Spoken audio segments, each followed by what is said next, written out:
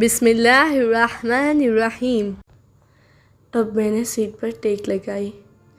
میرے دماغ میں ابھی بھی سوچوں کی بھرمار تھی۔ پھر گروہ کا ہیڈ آگے آیا اور سب کا تعارف کروانے لگا۔ سب دوستوں کو سلام، اور وہ بھی جو نئے ہیں اور پہلی بار ہمارے گروہ میں شامل ہوئے ہیں۔ میرا نام فرحاد ہے اور میرے ساتھ 2 اور لڑکے ہیں جو گروہ کے کاموں میں مدد کریں گے۔ انشاءاللہ ہم اکٹھے ایک یادگار وقت گزاریں گے۔ شہدا، ہم شرمندہ ہیں۔ قسط 78۔ تعارف کا مرحلہ ختم ہوا۔ میں نے بھی سیٹ پر ٹیک لگا لی۔ 2 بجے کا جاگا ہوا تھا۔ ٹیک لگا کر آنکھیں بند کر لی، لیکن ابھی نیند میں جانے ہی والا تھا کہ سیٹی اور گانے لگا دیے گئے، اور اس کی آواز اتنی اونچی تھی کہ میرا سر پھٹنے والا ہو گیا۔ 10 منٹ گزرے تھے کہ کسی لڑکے نے آواز لگائی، ایسے تو مزہ نہیں آئے گا، آ جاؤ سب میدان میں۔ اور لڑکیاں اور لڑکے اکٹھے بس میں ناچنے لگے۔ میں نے دوبارہ آنکھیں بند کر لی۔ میری طبیعت بالکل ٹھیک نہ تھی۔ ایک تو اتنی اونچی موسیقی اور اتنا شور، آنسوؤں کا گولا گلے میں پھنس چکا تھا، اور بس میں سوار ہونے سے پہلے اپنے آپ سے جو لڑ رہا تھا، اب یہ لڑائی دوبارہ واپس آ گئی تھی۔ خدایا، مجھے کہاں بھیج دیا؟ میرا دل پھٹ جائے گا۔ میں اکیلا ہوں، میری مدد کر۔ اس حالت میں مجھے یہ بھی نہیں پتا کہ مجھے کیا کرنا چاہیے، کیا کہنا چاہیے۔ واقعی تو نے مجھے یہاں بھیجا ہے؟ گیلی بند آنکھوں سے سوچوں میں گم تھا کہ ایسا لگا کسی نے گرم لوہا میرے بازو پر لگایا ہو، ایسی گرم دھات کے جیسے میرے بازو کا گوشت پگھلنے لگا تھا۔ میں نے ایک دم سے بازو پیچھے کیا۔ اس لڑکی کا ہاتھ ہوا میں رہ گیا۔ حیرت اور تعجب سے مجھے دیکھنے لگی۔ مجھے کوئی کوڑے کی بیماری تو نہیں جو اس طرح اچھلے ہوں اور ڈر کر پیچھے ہو گئے ہوں؟ ہاتھ لگانے سے پہلے تمہیں آواز دی تھی، تم نے سنا ہی نہیں۔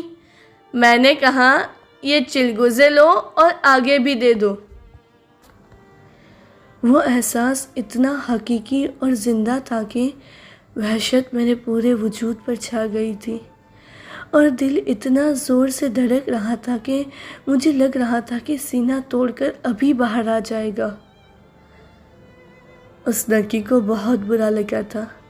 اس کو تو کسی چیز کا علم نہ تھا۔ میرا ایسا رویہ اس کی سمجھ سے باہر تھا۔ میں نے چلگوزے کا لفافہ لیا، سر ہلا کر اس کا شکریہ ادا کیا اور لفافہ آگے دے دیا۔ اس لمحے تک میں نے کبھی بھی اس طرح کی آگ کی گرمی کا احساس نہ کیا تھا۔ ایسی آگ تھی جیسے اس کی شعلے لپک لپک کر نکل رہے تھے۔ میں ہاتھ سے بازو ملنے لگا۔ اس آگ کی وحشت خوفناک تھی، لیکن ایک دم میرا دل مطمئن ہو گیا کہ خدا کا دھیان میری طرف ہے، اور کسی حکمت کی وجہ سے ہی صحیح اس نے خود مجھے یہاں بھیجا ہے۔ اس کے باوجود بالکل نہیں جانتا تھا کہ مجھے یہاں کیوں بھیجا گیا ہے۔ میرے دل کو سکون سا آ گیا، لیکن شیطان بھی ایک لمحے کے لیے بھی میری جان نہ چھوڑ رہا تھا۔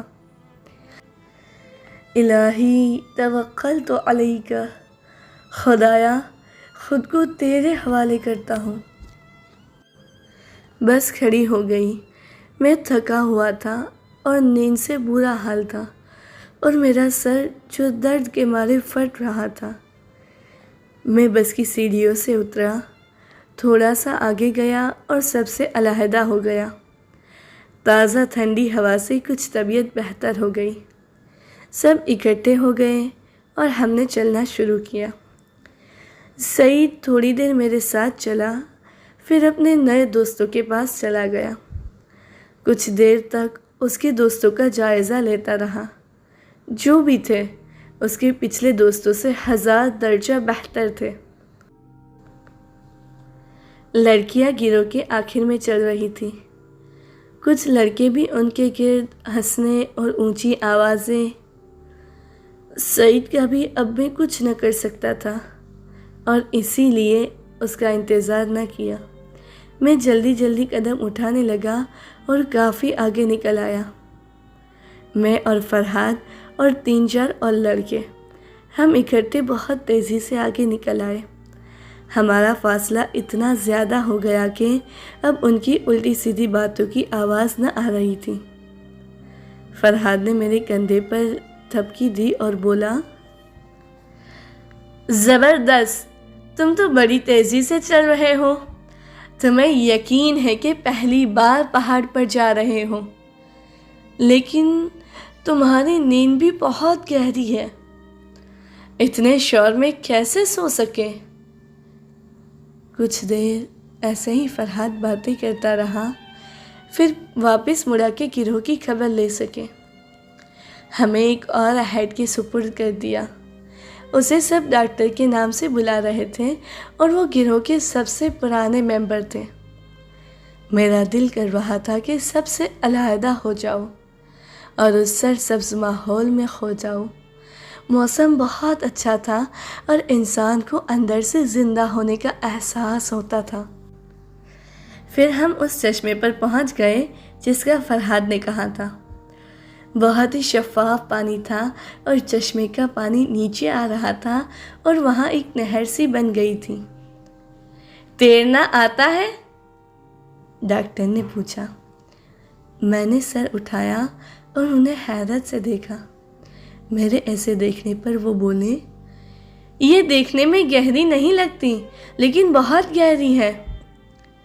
اس نہریا جھیل کا نیچے کے پتھر آرام سے دیکھے جا رہے تھے۔ پانی جتنا زلال اور شفاف ہو اس کی گہرائی کا اندازہ نہیں ہوتا۔ دیکھنے میں 1-1.5 میٹر نظر آ رہی ہے، اصل میں 3 میٹر سے زیادہ گہرا ہوگا۔ میں بھی مسکرایا اور بولا، ہاں، کچھ لوگوں کی طرح کے کچھ لوگوں کے وجود میں مروارید ہوتا ہے، اس کو پانی کے لیے انسان کو ماہر غوطہ خور ہونا پڑتا ہے۔ میں نے تو اپنی ہی سوچوں میں یہ جملہ کہا۔ نظریں اٹھائی تو وہ بہت مختلف نگاہوں سے مجھے دیکھ رہا تھا۔